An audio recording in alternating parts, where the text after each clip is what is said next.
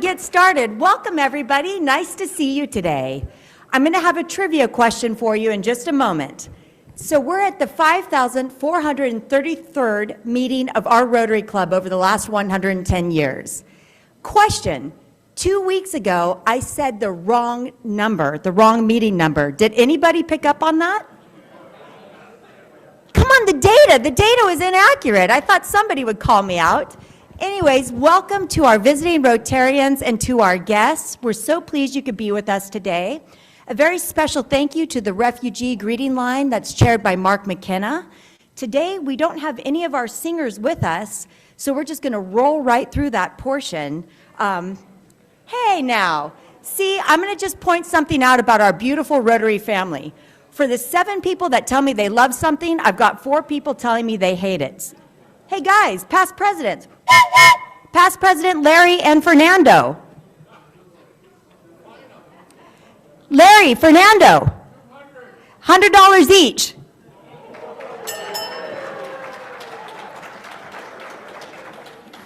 We got to set the stage and set that as a priority. So thank you for settling down.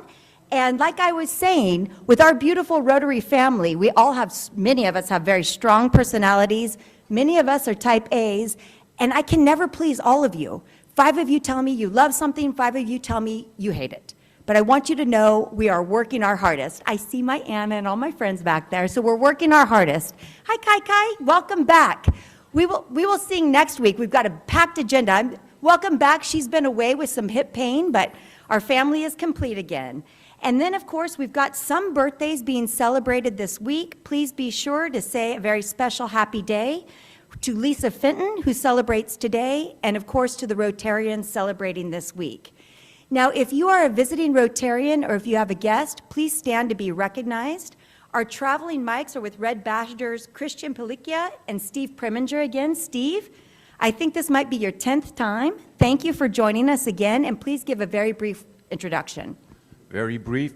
Steve Preminger. I work for the County of Santa Clara, and my sponsor is Mr. Gloria Duffy.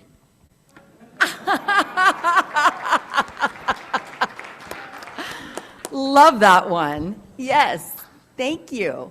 And then I believe I am Blake. subbing in. My name is Blake Ward. My sponsor is Helen Lambert, and I'm a real estate agent at the agency in Los Gatos. So. Excellent. Thanks for stepping in. All right. We'll start back and Steve, if you could take the microphone over there. All right, Matt Bell.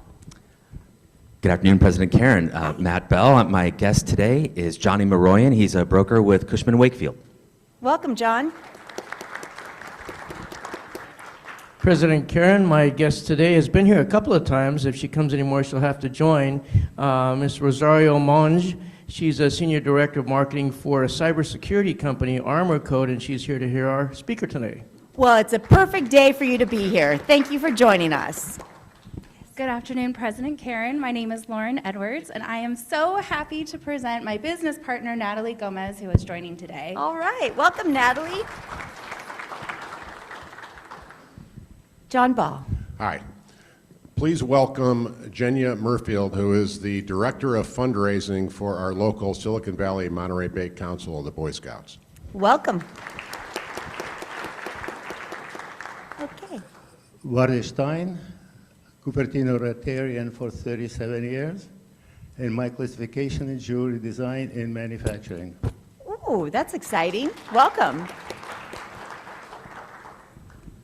And Pep. Hi, I'm Pep Aaviksoo, coming from Estonia, Tallinn Rotary Club, and I was here first in 1992, then in 1995, and back again because you are just a fantastic club. Thank you. Thank you. And he will be making a brief presentation to us a bit later. Past President Steve. Thanks, President Karen. My guest today, I'm here on behalf of Carl Salas. First is Ingrid Lopez. Ingrid's an architect with Salas O'Brien Engineers. Right. And Jane Abo is from Nigeria. She runs a nonprofit there and is extremely involved in Polio Plus and lots of other wonderful things. Welcome. And did you happen to see how she's fully branded up with End Polio Now? Check it out. Well done. And we have one more very special guest to introduce, and that is our new team member, Tori Berninger. Tori? There she is, back there in the corner. Now, she is helping out while Marie is on disability leave and recovering, but I'm telling you what, she's already impressed me tremendously in the last couple of days. You'll find her very responsive, very detailed, and very collaborative. So thank you for joining our team, Tori. It's nice to have you. All right, blue badge presentation. Chuck, why don't you make your way up here, please? Come on up. You're all on your own today because Daniel Zueta could not join us. But of course, we're celebrating him as well.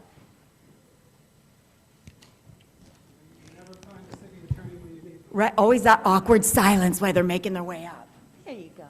Thank you so much. Thank you. Congratulations. I'll just take yours.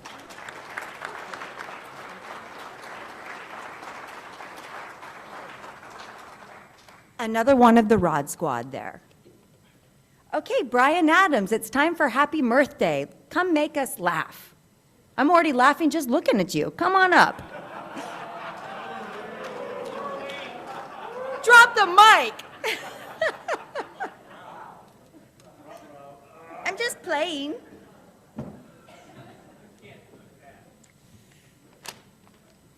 As Norm Crosby once said, I represent that remark. All right, it's Mirth Day. You know, I don't know about you, but isn't there a little touch of spring in the air, right? Doesn't that add so much to our ability to embrace and enjoy life? Yes. Spring, the temperatures, the flowers, the pollen in the air. But here in Silicon Valley, there are additional signs, unique signs that spring is upon us. Would you like to hear some of those? Yes. I hope so, because if not, this bit is just not going to work. So here we go. Top 10 signs of spring in Silicon Valley. Are you buying the concept? Okay. Number 10, Waymo releases a driverless lawnmower, only in Silicon Valley. Number 9, Larry Stone is wearing his plaid shorts. Number 8, Rod Diridon sponsors 12 more Rotarians. It's spring. Number 7, Google changes its logo colors to lavender. It could happen. You never know. Number 6, Oakland A's host Fan Appreciation Day for that one remaining fan in the stand. Too soon? That's too soon. I'm sorry. Number 5, President-elect Heather Lerner becomes over-caffeinated, and no one notices. The number 4 top sign of spring in Silicon Valley, skateboarders at City Hall Plaza carry misters. They're spritzing themselves. Yeah. Number 3, Bay Area meteorologists are up to 40% accuracy. Number 2, the HOV lanes consist mostly of single-passenger convertibles. And here we go, the number 1 sign of spring in Silicon Valley. Drum roll, please. Joe Sabidian and Evan Lowe resort to a runoff arm wrestling contest. I love you. You're the best. That's a tough act to follow, but Matt Bell, come talk about membership with us, please. Thank you for always giving us some levity, Brian. There you go. Well, you stole my line. I was going to say the same thing, but rather sarcastically, that's a tough act to follow. As you know, I come up monthly just to kind of share how we're doing on our membership recruitment, and we have a lot of great momentum that I want to share. So, as you know, at the beginning of the year, our goal was to bring in 40 new members, a stretch goal of 55, but we're closing in on the 40 goal. I'm happy to report. So this actually should be 28 new members added to date. A couple of months ago, I shared that district-wide, we were among the clubs with the most attrition, and I'm happy to report that we're really chipping away at this. Now, we are the largest club in the district, and so as a percentage, it may not be as significant, but we want to be at break even or actually adding and having a positive net new members at the end of the year. So we've got 11 more, or actually 12 more to meet our goal, and I'm saying let's not just get to break even, but let's get into positive territory, and that's the goal. With a lot of the momentum that we have, last month and the month before, 5 new members each, and a lot in the pipeline right now, so let's keep going. I want to really recognize those of you who have recruited new members this year. Brenda Sweeney, you'll be glad you've made the list. I was remiss and had left her off the last couple times, unfortunately. Those in yellow are the most recent sponsors of new members. Of course, Rod's still leading the way at 7. Is that accurate as far as you know, Rod? 7 new members? And 1 more in today, he says. Rod, thank you, and thank you everyone who has recruited new members, and please keep going. We're talking about spring just now with Brian, and we want to just remind you that this is usually and historically the busiest time for us for recruiting new members. Must be whatever's in the air out there. That should have been on the list, Brian. If you have any prospects that you would like to send to me, please do, and I'll reach out and we'll get them to a meeting and we'll share Rotary with them. Remember that if you bring a guest, like my guest today, Johnny Maroyan, who's interested in exploring Rotary, it's free for you and your guest. And that's a limited time only, so please take advantage of that. We've been seeing that the posts on Facebook and LinkedIn and other social media have been successful. I know that Ron Gonzalez has had a great response, and others. John Ball is really leveraging that. So if you have the chance, put it out there. You'll be surprised by who responds and says, yeah, you know, I've always heard about Rotary. I've heard you talking about it. I'd love to come check it out. So that's been working well. Please do. We have this great resource in our website.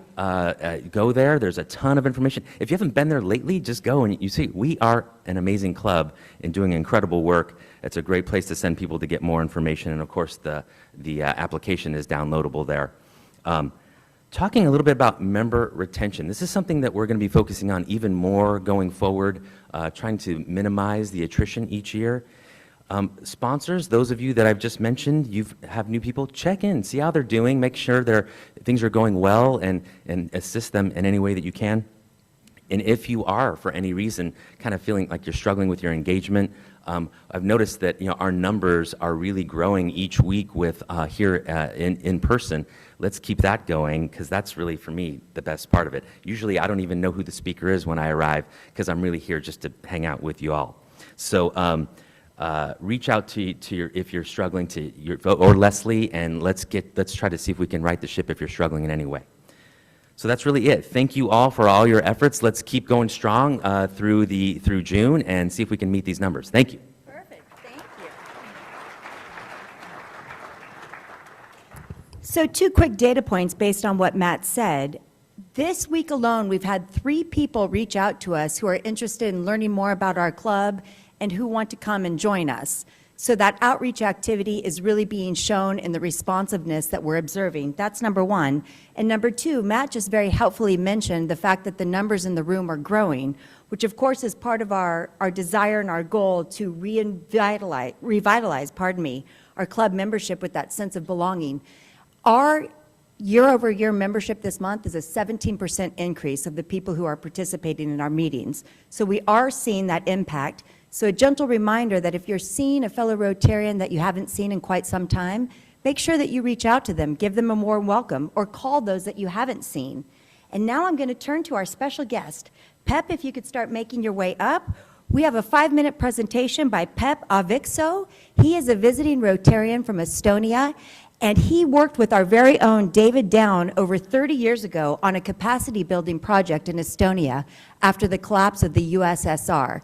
I have it on good information that David Down is zooming in today, so big hi, David.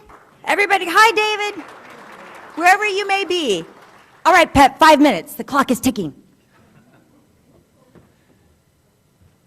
Dear President, dear Rotarians, I'm extremely honored and happy to be here back. As I said, first I was here in 1992 with a project run by David Dawn, Jack Wiens, and there was the Estonian Business School and McLaren Business School joint program on the MBA program. And later on, we stayed here for internship. I had very tough boss, David Dawn, in coffee business. And I learned a lot from him, and I'm extremely thankful to him. And actually, why I'm speaking about that, 30 years ago, when we got rid of Russian occupation, and we had nothing, but we had the wish to live a normal life, run the market economy, be free and democratic country. And we have succeeded in that. And I absolutely want to thank you as well, because the support you gave to us 30 years ago, also the Cupertino Club, they supplied a lot of medical equipment to Estonia. So it was big need, it was big help. And now we can be proud about Estonia. It's not the biggest country in the world. It's altogether 1.3 million, but we are strong. But if you are small, you need to be smart. And that's what we are trying to do. I think we are, you know, as I'm in Silicon Valley, we have the most of unicorns per person in Estonia. Skype was invented here in Estonia, and from that, a lot of other things happened. And I'm just giving you some slides as well. Can you see? Yes. We are having the good nature. We are having a lot of forest. We are up in the north, close to Sweden, Finland, and unfortunately to Russia. And this is something that we can't change, but we have to do everything to keep them in their borders, because they still think that what happened after the Second World War, those countries still belong to them. What they did in Georgia, what they are doing now in Ukraine, so it's absolutely unacceptable. And as I said, we are extremely thankful to you for your support. Now, Estonian Rotarians, we have gathered 2 million to support Ukrainian military. We have sent them close to 100 ambulances. And maybe here is some idea what we can do together. 30 years ago, we had nothing.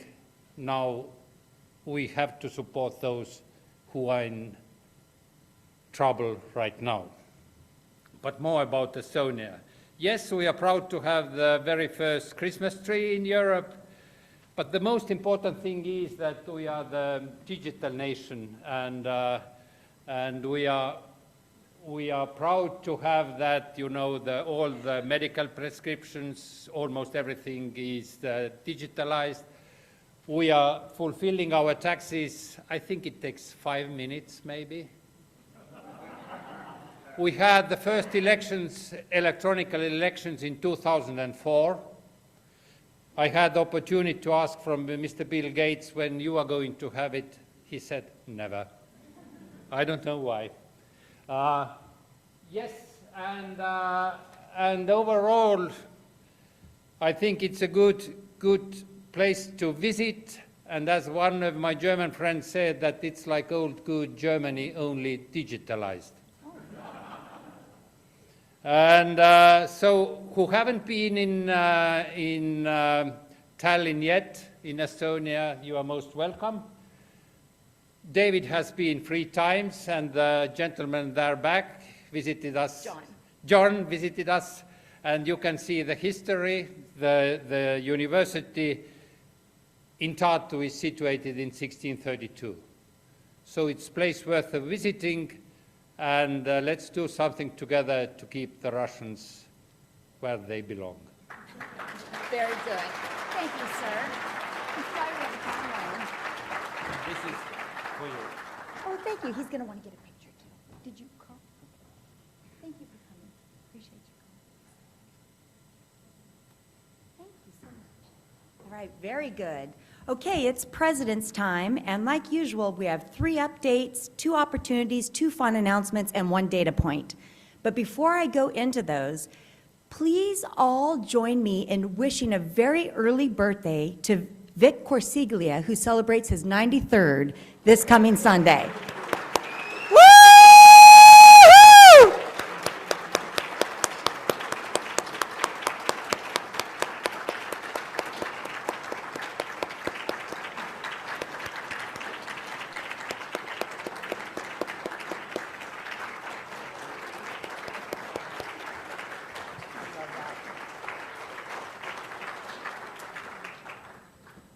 Clearly, you are loved, Vic, and we're so glad you're with us today. So that's exciting. So a fun update. So you know I was gone last week, and a big thank you to past President Fernando for leading the meeting. And as I had mentioned, my family, along with Rotarian Anna Rudell's family, went to Belize for a few days of vacation. We actually went to Key Cocker, where the motto is no shoes, no cars, slow down. So you get around by bike, by foot, or by golf cart. It was a really exciting experience. We saved a life. We came home with questionable rashes, a jellyfish sting, and we also enjoyed some really fun libations with interesting names. We had the Salty Dog, the Dragon Juice, the Rum Punch, the Panty Ripper, and the list goes on. But it was a great time. But I will say, when I said we saved a life, I wasn't joking, and I'll be quick about this story. We were out for a sunset cruise, and it was just the 6 of us among our 2 families. And we were literally in the middle of the ocean, and we look out, and we see a man, and he is in like a canoe, essentially. No life jacket. He's out there fishing, and he waves at us, and he seems happy. Then pretty soon we hear help. And we look, and he has capsized, a big wave capsized him, and his fishing line wrapped around his legs. I mean, I almost feel sick talking about it. So our captain saw that. He turned around. We saved this man's life. His name was Jerry. And our captain said that he has pulled 5 people from the ocean, and Jerry was the only one alive. They were convinced that if we hadn't been there in that space and time, that this poor person would have become fish bait or something worse. So that was an exciting part of our trip. But I didn't want to close out without telling you that there is a Rotary Plaza in the middle of Belize City with the most beautiful Rotary sign, the 4-way test, and a big End Polio Now sign too. So Rotary is alive and strong in Belize. Highly recommend that as a place to go. And then, of course, it was very multimodal because it wouldn't be complete if I didn't touch on transportation.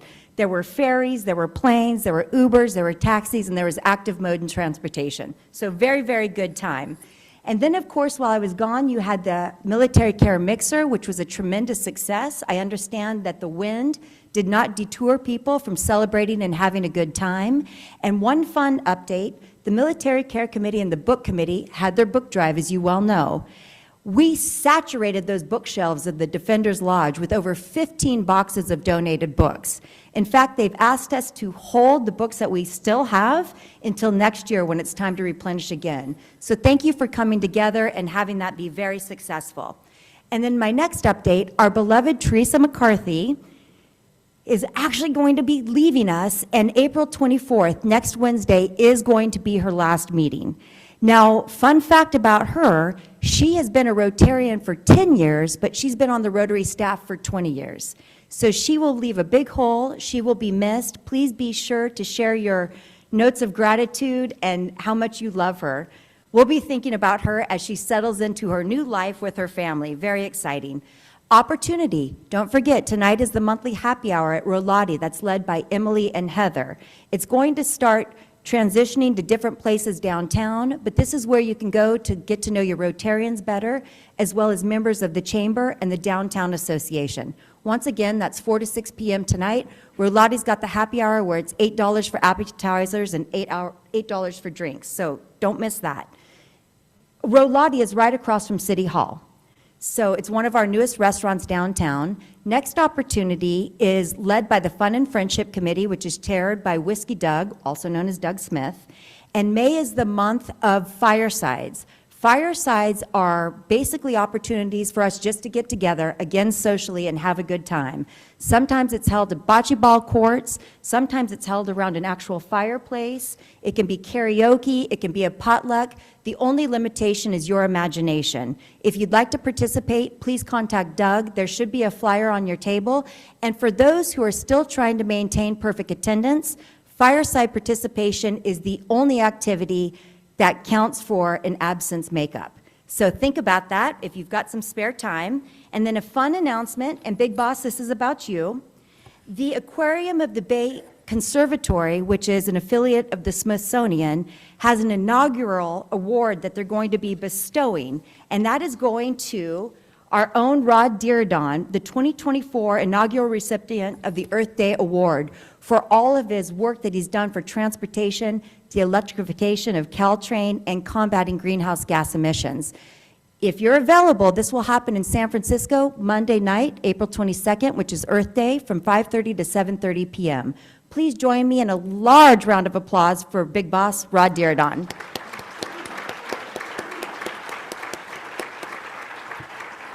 I'm almost done. I'm 30 seconds from being done. And I would be remiss if I didn't share one other really exciting, fun announcement. And this is about Rotarian Alfreda Egan. Alfreda, are you here? Okay, hopefully she will watch this. She was actually highlighted in the April 4th edition of New Ghana's News, which featured an article on the special groundbreaking ceremony that she attended for the construction and renovation of water and sanitation facilities at both elementary and high schools in the Savannah region of Ghana. She was the champion of that effort. A big thank you to her and our International Committee service members for making this a reality. And finally, my data point, and this is exciting. You guys might remember I've been bringing up loneliness, the sense of belonging, the power of social support, and how transportation is the linkage to it all. Well, recently, the Mercury News had an article about a 333 program. Some of you maybe saw this.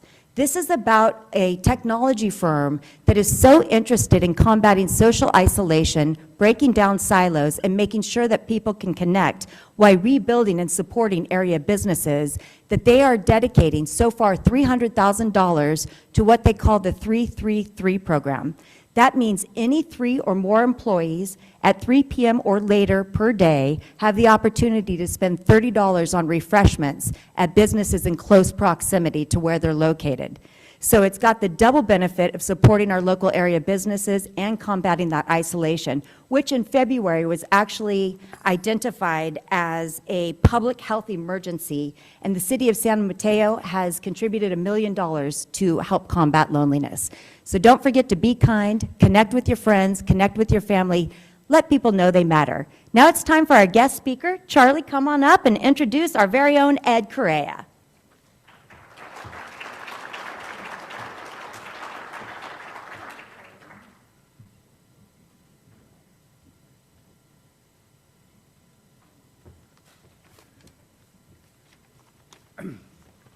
Unlike Fernando last week, she didn't steal my introduction.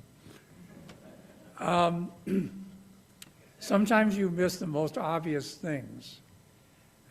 We on the program committee have talked extensively about speakers on cybersecurity, but all along, one of the best speakers we could have had was actually a committee member. Ed Correia is the founder of the Sagensen Technologies, which over 24 years has become a global leader on cybersecurity. He started in technology at the dawn of personal computers and now works on IA, AI, and new cyber threats.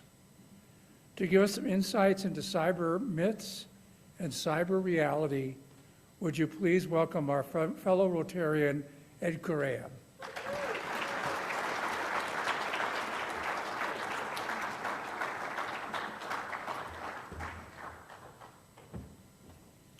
I've promised to try and make it standing for the presentation, but just in case we have a chair. Okay, cybersecurity. Most people think that the internet is pretty fun and very few people look at it with the terror I do. If your home could be accessed by everyone in the world, I would guess you would put a lot more security on it than just a lock on the front door and maybe something bolting the slider in the back. But every computer, every phone, unfortunately, because of all the smart devices in our home, the Alexas, things like that, pretty much the whole world has access to your systems. And as I've got the little quote here from the FBI, it isn't if you get hacked, it's when you get hacked. We find a lot of businesses that are hacked had no idea they were hacked because the hackers don't always let you know that they've been there. And a lot of you have called me in evenings when you've been hacked or your social media's been hacked and said, what should I do? And I've tried to talk you off the ledge and keep you calm. Security myths. So let's talk a little bit. I won't get hacked. Hackers aren't interested in my data. They're not interested in you. They're interested in your money. And they can make money from you. Let's see. We only use the best products that already have security built in. This is a big myth, particularly with regard to the internet. People are using Microsoft and Google and Apple and putting all their data there. I'm sorry, these companies have all been hacked. So you shouldn't necessarily trust blindly in any product. My employees won't fall for these things. As you'll see in another slide, most successful breaches are because of employees falling for social manipulation and letting the bad guys in. So let's move, oh, well, I'm gonna go back if I can. Yeah, yet 74 to 85% of successful breaches, depending on the survey, the reason it's a range is, like our president, I always have to look at who's saying it and can it be trusted, but it's consistent between 74 and 85% of all successful breaches are because of an employee or a person letting the bad guys in. So why do the hackers hack? It's very easy, it's money. In 2023, we broke $8 trillion globally, and this is an estimate because we expect it to be much larger. I will tell you that most of the companies we help after they've been hacked, they do not want to end up in the paper. They do not want to make a public statement. In fact, I've only ever had one in 24 and a quarter years who was willing to make a statement. So our guesstimates on the global damages from this are estimates, and we expect them to be low. Here's a lovely graph, and we've got some other information for the estimates. I'm really scared towards the end of that where we're going to break, $13 trillion. This is costing everyone money, not just the big corporations. And it's growing at about 15% per year, and it's getting crazy. You'll notice a big jump during the pandemic there, between 20 and 21. A lot of us started leveraging more technology, and the hackers are going, yeah, we can get in easier. The more we use, the more tools, the more Alexas, the more smartphones, the easier it is for them to get in. I call this my 7 types of cybercrime because I've seen all 7 of these. There's about a dozen. There are examples out there that I've never seen in my career. But these are ugly. Down near the bottom, you've got fund transfer fraud. This is running rampant right now. We're seeing companies where their email's getting compromised, and the hackers aren't necessarily trying to use ransomware to extort money out of them. They're sending invoices to their clients and saying, oh, we've changed our accounting system. Send your payments here. And generally, once the hackers have the money, it's very hard to get it back from them. Who are the hackers? So most of you from watching TV, you've seen hackers that Hollywood makes it so exciting. The guy's got 27 monitors and he's punching a bunch of keyboards and doing stuff. Hollywood paints a picture of individuals who have enormous computing skills. Most hackers don't. That's why they leverage people to let them in. I always think of the old black and white vampire movie when he knocks on the door and they goes, "Good evening, may I come in?" And the person just lets him come in. Never let a vampire in your home. Same thing with a hacker. But there are four main groups, so I want to illuminate this a little bit. The first group is the professional. If you think of these guys as snipers, they usually are going after intellectual property. My first run-in with hackers in the 90s was fighting off one of these guys from a company I was trying to defend. And it's only a matter of time before they get in, because they don't get paid if they don't get the data. And there's a lot of this going on. They don't go after you guys because you don't have the information they want. They go after corporations. The nation states, a lot of hacking is the nation states. Countries like Korea, China, North Korea, these people also motivated by money because it's their job to break into these institutions. Right now, Russia's having a heyday checking out, actually in the Chinese as well, checking out our critical infrastructure, water treatment plants, power generation plants, and they're looking for weaknesses. For the most part, they haven't done anything yet other than check out systems. We had a water treatment plant in Florida where they came within minutes of being able to release toxic levels of chemicals into the water system. There was actually a system that had been pulled offline, and because of that, the hackers' attempt didn't work, but it was just a matter of luck. But for the most part, these nation states who hire these hackers, what they're trying to do is find our weaknesses so they can leverage them sometime in the future. It's very scary. Here's the ones you got to be scary of, the cyber gangs. There are dozens and dozens and dozens of these gangs. And what they do is they get moderately skilled computer people, and they work them in sweatshop conditions, and they say, follow this script. Push out these emails to these unknowing people, and let them click the links. And people do it. If you think, you know, only a small percentage of US, because we're a prime target, that's how they make their money. And I get a little upset when I see everybody talk about ransomware, ransomware, ransomware. That's just one of the cards they play. I've seen companies where they've downloaded confidential data from an organization, and then when the company didn't pay to have that data kept secret by the hackers, they went to each individual client and said, oh yeah, we got this from your trusted partner over there, and we're going to release this on the internet unless you pay us. I can tell you that it's pretty devastating to a business when this happens. But the same thing happens to you as individuals, consumers. A lot of you have reached out to me, Ed, I got this notice in my email saying they've hacked in my system and they've got my data. And I said, yeah, you and several 100,000 other people, because that's just a blast email. I got it too. But people fall for it, and that's what they're counting on. The last group are the script kiddies. These people are not particularly skilled. What they do is they go onto the dark web, they download software, they pay for it. It's kind of like if I buy Microsoft, I get a product and a subscription. These guys go out there and they'll get the tools, the how-to guides, even phone support if they need it, so that they can send this stuff out and break into your computers and get money out of you. So it's, again, thinking of your home.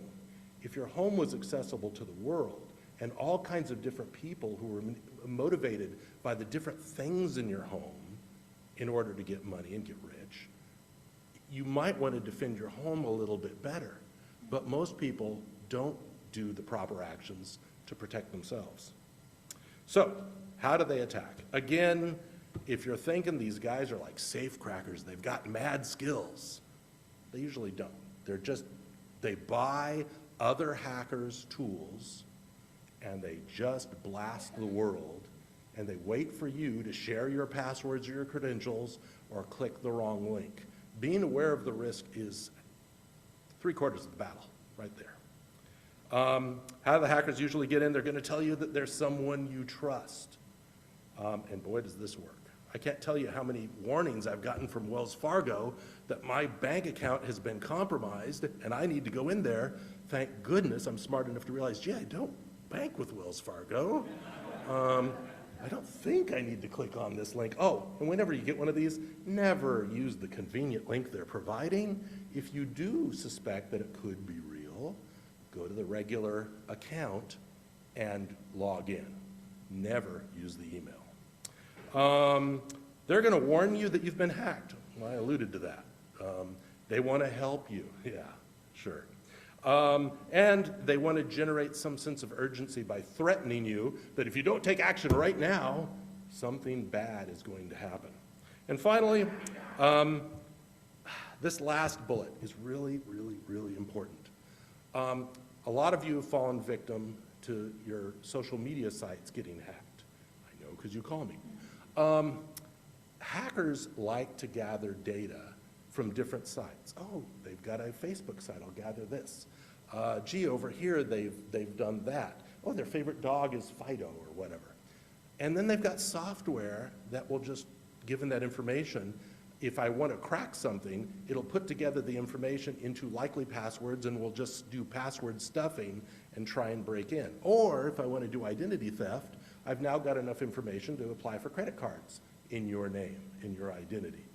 Understand they don't get all the information from one site.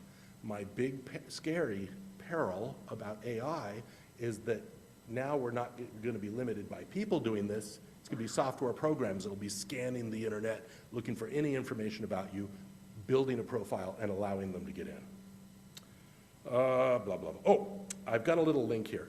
Pull out your phones, take a picture of this. If you've never used ihavebeenpawned.com, it's great. It will tell you if a site that you've ever trusted has been compromised. So what that means is, I mean, I'm on there like I've got a rash. I think there's 26 sites I've used before that have been compromised. And each one of those has a bit of information about me. And I know that the hackers can leverage that. One of the first steps you should do is if there's a site there under your email that has been compromised, make darn sure you're not using that password anywhere else, because otherwise you're going to be a victim. This is an important slide. This shows that the way that hackers hack varies with time. So they're always watching at what the security guys like me do, and they're going, oh, okay, they're doing this new defense. So what we used last year won't work. They trail off of that. We'll try this new attack. So they're always doing it, and it's a cat and mouse game between the security guys and the hackers trying to find out what works and what doesn't. Unfortunately, they're much better funded than we are, and it's very hard to do what we do. So why are they successful? Well, as I've mentioned before, again, 74 to 85% of all successful breaches are because somebody opened a door and let them in or gave them a credential. If you guys become more security aware, you've gone a long way to securing yourselves without ever buying a product. Think about emails, phone calls, your video calls. I'm going to come back to the video call in a minute, and then the peril of AI. They're using the hell out of emails. They're sending you these offers. You guys have all gotten them. They're now making phone calls. Those are usually scams, but occasionally it's, hey, I'm from Microsoft, and we see some weird stuff on your computer. If you'll let us in, we're going to fix the problem for you. It's not Microsoft. With the video call there, within the last couple of months, there was a company in Hong Kong. The hackers used AI to program a video presence from the CEO, joined the call, and the AI CEO told them to transfer $24 million, and they did. Okay?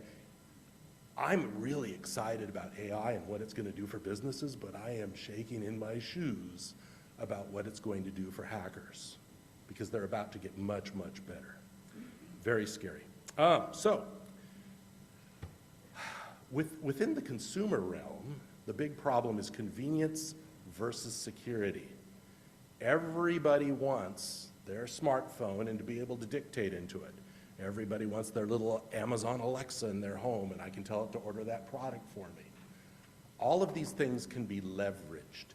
And I see, oh, no, she's not walking up here yet, but I think she's getting ready. 1 minute. So the danger here is be careful of social media. Think about these IoT devices. I do not have an electronically controlled from my phone lock on my front door. That is just too risky. That can be leveraged.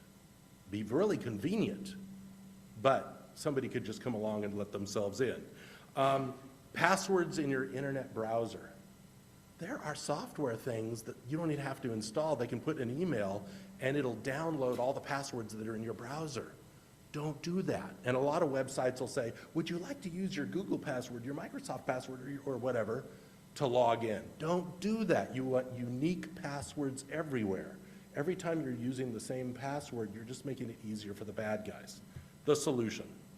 I'm going to skip the house. We already talked about the house. Everybody thinks that the IT products, kind of like Neo in the Matrix, you know, they can just stop everything. Wrong.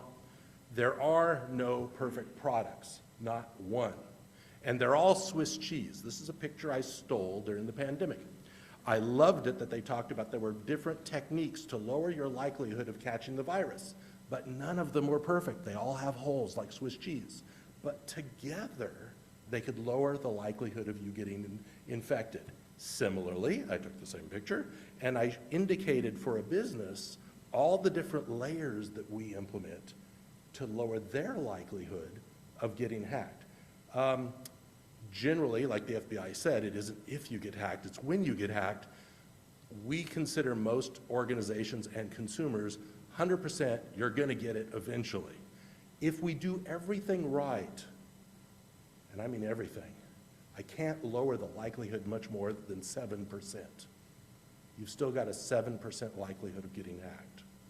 So, some of the things that have the little yellow highlight, those are for consumers. So long, complex, unique passwords everywhere. Use multi-factor everywhere. You're going to hear people bad-mouthing things. Oh, yeah, the hackers have a way around that. Yeah, in certain situations, but realistically, you've lowered the likelihood they're going to be successful.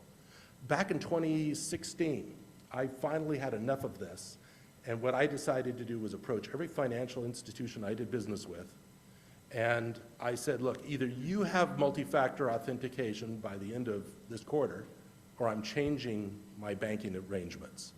And I had retirement funds and banking and stuff like that. Lo and behold, while none of them had it yet, two of them immediately announced, oh, well, we have it where it's under development. We'll put you on the early bird thing and give it to you now. Today, you shouldn't be doing business with anybody who isn't supporting multi-factor authentication. That's just basically you put in your username and password and a code is sent to you, or you have a code on an authenticator. You must have that everywhere. Otherwise, just assume it's going to be breached. Here's a list. You can take a picture of this. I've got consumer recommendations on the left. I've got business recommendations on the right. You will notice that they are very, very similar. It's because the solutions are the same. The only difference is that the business has to spend a lot more on this kind of stuff to lower the likelihood. If you've got more than one person in an organization, your likelihood goes up dramatically. And finally, if you want to contact me, there's my information, and you could take a picture of that and send me what you need. Thank you. Perfect. Where would you like to take questions from? Oh. Sit and take questions? No, I'll stand. You got the handhold right there. Okay, questions?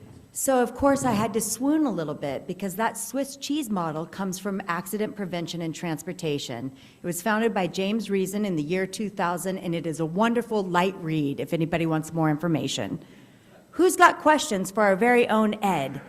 Okay, get those microphones going. Blake, you can have the first question. Yeah, question. So I know in the news right now, especially for my generation and below, TikTok is becoming a topic of conversation. I'd love to hear your thoughts on that and the safety about the next steps with Congress and I'm all going of to use that. this mic because this one isn't working.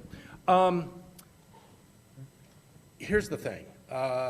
TikTok can be used multiple ways to hurt us. One, erroneous information dispersal is a big problem. Gathering data about the usage and the information of the users is a big deal. But there have also been several documented cases where individuals' privacy, their location, has also been shared with the Chinese. I don't like the idea of the government saying what we can and can't do, but this is a pretty important situation here because we already have the evidence that they've been doing exactly what our government is grandstanding on, but it is a real issue. Next. Very good. Yes. Okay, as a small business owner, how bad could it get or how scared should I be if our systems were to be hacked? I loved what Pep from Estonia said. I think it was, if you're small, you have to be smart, or something like that. These large corporations that you see in the news that get hacked, they have the financial wherewithal to weather it. The smaller you are, the less likely your business will survive. We had a client, I'll call her Mary today. She got hacked before the pandemic. She was ready to retire in a couple of years. They called us in after they got hacked. This is also one of the cases where the hackers went to each individual client when she wouldn't pay the ransom and let her know. She has had to postpone retirement. They lost a lot of clients. The smaller your business, the much greater the peril. You don't have the luxury to ignore this. And we have government entities like the FTC, the SEC, they're coming down on different verticals, different types of businesses, and they're holding executives responsible for not doing this. And the problem is most business executives don't understand what they need to do, and they put all their trust in an IT person who really was a hobbyist to begin with and was never formally trained. So it's very, very risky for the small business. I remember when I added everything to my business and my clients' businesses, even if they couldn't afford it, because I couldn't afford the risk of them getting hacked. And we had to sign a very large insurance policy, cyber insurance, not regular insurance, because I couldn't afford the risk of it happening. I worry about the small businesses who don't think that way. Next. Yeah. The question comes from me. Can you comment a little bit on standards that other governments have adopted, such as GDPR, ISO 27000, NIST 853, and even CCPA, what we're doing in California? That's my first question. My second one is, can you talk a little bit about sovereign identity and where we're going with Web 3.0? Perhaps that's for a future conversation, but I'm just curious. Yeah, I think the latter one is a different conversation. I'll keep this more on security. A lot of other countries have taken this much more maturely than we have. It's because our Congress has not passed national requirements on information and things like that, that you have governmental entities, again, like the FTC and the SEC, stepping in and saying, you must implement these things.